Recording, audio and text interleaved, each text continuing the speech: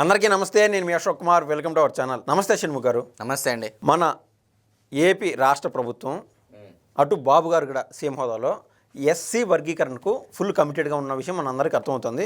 అసెంబ్లీలో కూడా రీసెంట్గా అదే చర్చ జరుగుతుంది. ఫైనల్గా ఆయన చెప్తున్న విషయం ఏంటంటే, మేము ఎస్సీ వర్గీకరణకి కమిటెడ్గా ఉన్నాం, అందువల్లనే ఎస్సీ వర్గీకరణకు సంబంధించిన బిల్లుని కేంద్రానికి సంబంధించిన ఎస్సీ కమిషన్కు మేము పంపించడం జరిగింది. వాళ్ళు ఏదైతే సిఫార్సులు ఇస్తారో దాని తర్వాత మేము మూవ్ అనే ఎస్సీ వర్గీకరణని మన అసెంబ్లీ స్థాయిలో మేము చేస్తామని బాబు గారు చెప్తున్నారు. అంటే మొత్తం మీద నేను అడిగేది ఏంటంటే, మన రాష్ట్ర ప్రభుత్వాలకు కానీ అటు కర్ణాటక అటు తమిళనాడు ఈ విధంగా రాష్ట్ర ప్రభుత్వాలకి ఎస్సీ వర్గీకరణ చేసే హక్కు ఉంటుందా లేదా కేంద్ర పరిధిలో ఉంటుందా? అది సరే, మంచి క్వశ్చన్ వేశారండి.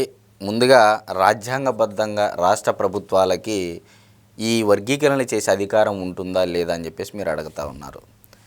మరి ఈ ఎస్సీ సంబంధించినటువంటి కొంతమంది ఈ ఎస్సీ రిజర్వేషన్ల వర్గీకరణ చేయడం ఏదైతే ఉందో, రాజ్యాంగంలోని 341 ఆర్టికల్ ఇతర అంశాలను ఉల్లంఘించడమే దీనికి రాజ్యాంగబద్ధత లేదు, ఎస్సీ రిజర్వేషన్ల వర్గీకరణ అధికారం రాష్ట్రానికి లేదు అని చెప్పేసి ఒక అభ్యంతరాన్ని ఈ మధ్యకాలంలో ఒకరు రాజీవ్ రంజన్ మిశ్రా గారి ఎదుట ప్రస్తావించారండి. మరి ఎస్సీ వర్గీకరణ చేసే అధికారం రాష్ట్రానికి ఉందా లేదా అంటే ఖచ్చితంగా ఉంది అని చెప్పవచ్చు రాజ్యాంగబద్ధంగా నేను చెప్తా ఉన్నా. మరి గతంలో ఎలా చెప్తావు నువ్వు రాష్ట్రానికి అధికారం ఉంది అంటే, గతంలో Davinder Singh versus state of Punjab ఈ మధ్య జరిగినటువంటి కేసులో గత ఏడాది ఆగస్టు 1వ తారీఖున సుప్రీంకోర్టు ఇచ్చిన తీర్పును పూర్తిగా అధ్యయనం చేశారు రాజీవ్ రంజన్ మిశ్రా గారు. ఎవరు? ఈ ఎస్సీ వర్గీకరణలో అధ్యయనానికి నియమించినటువంటి ఏకసభ్య కమిషన్లో ఉన్నటువంటి మాజీ ఐఏఎస్ ఆఫీసర్ అయినటువంటి రాజీవ్ రంజన్ మిశ్రా గారు. మరి ఆయన అధ్యయనం చేసిన తర్వాత ఏం చెప్పారంటే, వర్గీకరణను వ్యతిరేకిస్తూ మాకు అందిన అభ్యంతరాలకు సంబంధించి ప్రతి అంశంలోనూ స్పష్టనిస్తే వివరాలు ఆ తీర్పులో ఉన్నాయి అని వెలిబుచ్చారు. మరి ఎస్సీ జాబితాలో కొత్త కులాల్ని చేర్చడమో ఉన్నవి తొలగించడమో చేయట్లేదు. ఆర్టికల్ 341(1)లో నోటిఫై చేసిన షెడ్యూల్డ్ కులాల రిజర్వేషన్ల ఉపవర్గీకరణకే పరిమితం అవుతున్నాము. అంటే కొత్తవి చేర్చట్లేదు, ఉన్న వాటినే ఉపకులాలుగా పరిగణించి డివైడ్ చేసే వారికే పరిమితం అవుతున్నారని చెప్పేసి స్పష్టం చేయడం జరిగింది. మరి సుప్రీంకోర్టు తాజా తీర్పును పరిశీలిస్తే రాజ్యాంగంలోని 15(4), 16(4) ఆర్టికల్స్ ప్రకారము వర్గీకరణ చేసే అధికారం రాష్ట్ర ప్రభుత్వానికి ఉంది.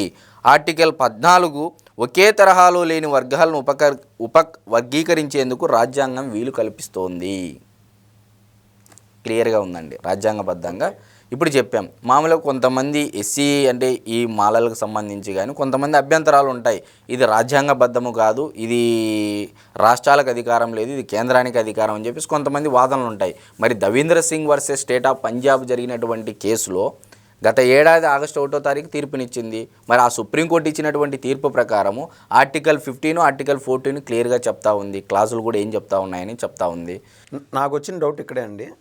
ఇప్పుడు రాష్ట్ర పరిధిలో ఈ వర్గీకరణకు సంబంధించి రాష్ట్ర ప్రభుత్వానికి ఆ హక్కు ఉన్నప్పుడు కేంద్ర ఎస్సీ కమిషన్కు సిఫార్సులు వీళ్ళు పంపించడం ఎందుకు? వాళ్ళు సరే ఇది కరెక్ట్ ఇది రాంగు అని చెప్పి వాళ్ళ సిఫార్సుల కోసం వీళ్ళు వెయిట్ చేయడం ఎందుకు? చట్టం రాష్ట్ర ప్రభుత్వం ఏ చట్టం అమలు చేయాలన్నా అది రాష్ట్రపతి సంతకం ఉంటేనే ఇటు గవర్నర్ యొక్క ఆమోదము ఉండాలి. అదేవిధంగా ఇక్కడ తీర్మానం చేసి అక్కడికి కేంద్రానికి పంపించిన తర్వాత అక్కడ ఆమోదయోగ్యం అయిన తర్వాతనే కేంద్ర జాబితా, రాష్ట్ర జాబితా, ఉమ్మడి జాబితా అన్ని షెడ్యూల్డ్ కులాలు కానీ షెడ్యూల్డ్ ట్రైబ్స్ కానీ షెడ్యూల్ 9, షెడ్యూల్ 10 కానీ ఆస్తులు కానీ వర్గీకరణ కానీ ఇలాంటివన్నీ కొన్ని ఉమ్మడి జాబితాలో ఉంటాయి.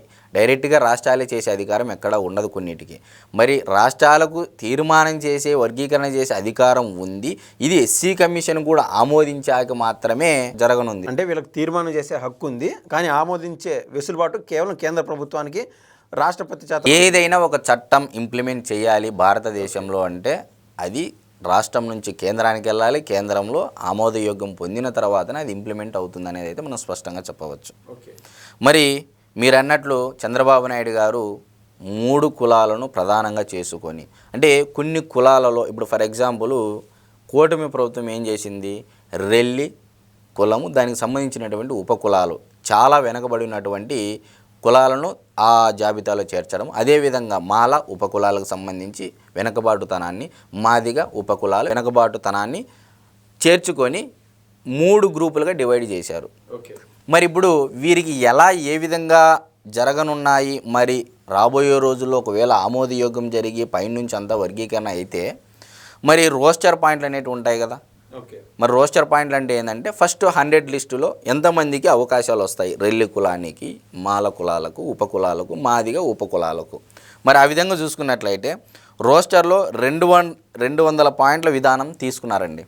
మరి దీని ప్రకారం మొదటి 100 పోస్టుల్లో రెల్లి ఉపకులాలకు 1, మాదిగ ఉపకులాలకు 6, మాల ఉపకులాలకు 8 చొప్పున పోస్టులు వస్తాయండి, ఉద్యోగాలు పోస్టులు మీన్స్.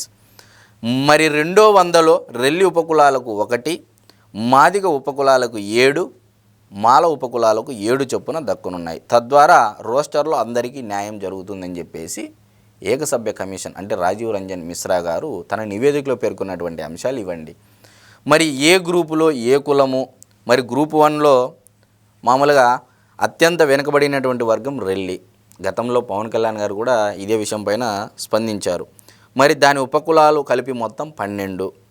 ఆ ఉపకులాలు అనేవి ఒకసారి చదివి వినిపించినట్లయితే రెల్లి, బాపురి, చాచాటి, చండాల, దండాసి, డోమ్, డోంబారా, పైడి, పానో, గాసి, హడ్డి, రెల్లి, చాచండి, గోదగలి, గోదగుల, మొఖ్తార్, పాకి, మోతి, తోటి, పామిడి, సప్రు. మొత్తం 12 ఉపకులాలు రెల్లి కులానికి సంబంధించి. ఈ 12 మొత్తం యాడ్ చేస్తున్నారు రెల్లి జాబితాలో. మరి గ్రూప్ 2 వెనకబడినటువంటి వర్గము మాదిగ, దాని ఉపకులాలు కలిపి మొత్తం 18. మాదిగ అరుంధతీయ, బిన్లా, చామర్, మోచి, మూచి, చామర్ రవిదాస్, చామర్ రోహిదాస్, చంబార్, డక్కల్, డొక్కల్వర్, తోర్, గోదారి, మరి అదేవిధంగా గోసంగి, జగ్గలి, జంబువులు, కొలుపుల వాన్లు, పాంబడ, పాంబండ, పాంబాల, మాదిగదాసు, మస్తీన్, మాంగ్, గదోడి, మాతంగి, సమూగద, సిందోళ్ళు, చిందోళ్ళు. మొత్తం ఇలా 18 ఉపకులాలు మాదిగ. మరి గ్రూప్ 2 తక్కువ వెనకబడినటువంటి వర్గము మాల, దాని ఉపకులాలు కలిపి మొత్తం 29 అండి. ఆది ద్రావిడ, అనముక, ఆరాయమాల, ఆర్వామాల, బరికి, బ్యూగారి, చాలావాడి, ఎల్లమలవారు, ఎల్లమలవాన్లు, హోలయ్య దాసరి, మాదసి కురవ, మాదారి కురవ, మహర్, మాల అయ్యవారు, మాల దాసరి, మాలదాసు, మాల హన్నై, మాల జంగం, మాలామస్తి, మాలాసాలే, నెట్టికాని, మాల సన్యాసి, మన్య, ముండాల, సంబం, యాతాల, వల్లువన్, ఆది ఆంధ్ర, మష్టి, మిత అయ్యల్వార్, పంచమ, పరియ. ఇలా మొత్తము 3 గ్రూపులుగా ఈ ఉపకులాలు ఆ వర్గం మెయిన్ మాల, దాని ఉపకులాలు, మాదిగ, దాని ఉపకులాలు, రెల్లి ఉపకులాలు ఇలా కలిపేసి జాబితా రోస్టర్ పాయింట్లు 200 విధానం తీసుకొని వచ్చేసి ఫస్ట్ 100 పోస్టుల్లో రెల్లికి 1, మాదికి 6, మాలకు 8.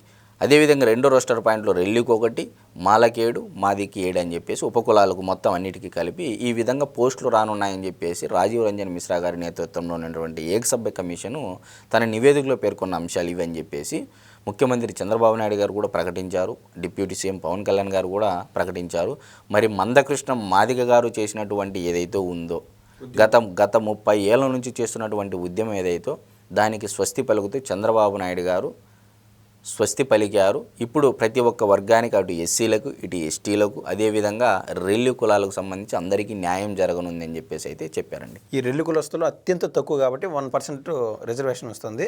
తర్వాత తక్కువ ఉండేది మాదిగలు కాబట్టి వాళ్ళకు 6.5%, 7% వస్తుంది. వీళ్ళకు మాలలు ఎక్కువ వర్గం ఉన్నారు కాబట్టి. అంటే మాలలో కూడా ఎందుకు ఉపకులాలు చేర్చి ఈ విధంగా ఇస్తున్నారంటే మేజర్గా మాలలో 3 వర్గీయులు ఎక్కువగా అవకాశాలు అందిపుచ్చుకున్నారు. మాలలలోనే ఉన్నటువంటి మిగతా వర్గాల వారు అవకాశాలు అందిపుచ్చుకోవట్లేదు. అందుకు కావున ఆ ఉపకులాలను కూడా ఈ జాబితాలో చేర్చి వారికి కూడా సమన్యాయం చేసే విధంగా తీసుకురావాలి, వారిని కూడా అభివృద్ధిలోకి తీసుకురావాలని చెప్పేసి కూటమి ప్రభుత్వం ఆలోచన చేసింది. మొత్తం మీద బాబు గారు అయితే అసెంబ్లీలో ఎమోషన్ అయ్యారండి.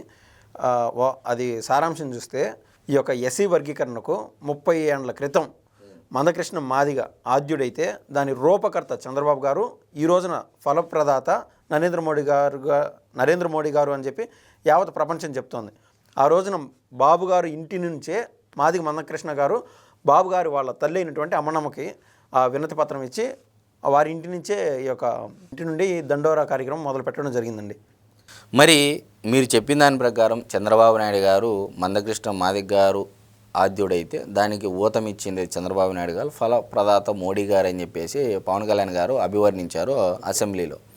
మరి నిజంగా 2011 జనాభా లెక్కల ప్రకారం ఈ వర్గీకరణ జరుగుతూ ఉంది కాబట్టి రాష్ట్రం యూనిటీగా పరిశీలిస్తున్నారు కాబట్టి మరి ఒక్కసారి వారి యొక్క శాతం కూడా మనం చెప్పాలిగా.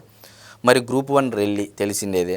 2011 జనాభా గణన ప్రకారం అయితే వీళ్ళ జనాభా వచ్చేసి 1,90,753 మంది ఉన్నారు. మొత్తం ఎస్సీ జనాభాలో వీరి వాటా శాతంలో 2.25%. రిజర్వేషన్లు 15% ఈ గ్రూపుకు వాటా 1%. మరి గ్రూప్ 2 2011 జనాభా లెక్కల ప్రకారం అంటే గ్రూప్ 2 నథింగ్ బట్ మాదిగ. మరి 35,20,163 మంది. మరి మొత్తం ఎస్సీ జనాభాలో వీరి యొక్క వాటా 41.56%. మరి రిజర్వేషన్లు 15% ఈ గ్రూపుకు వాటా ఎంత అంటే 6.5%. మీరు ఇందాక చెప్పారు.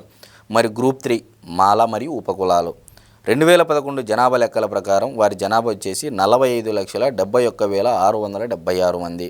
మరి వీరి యొక్క జనాభాలో వీరి యొక్క శాతం ఎంత అంటే 53.98%.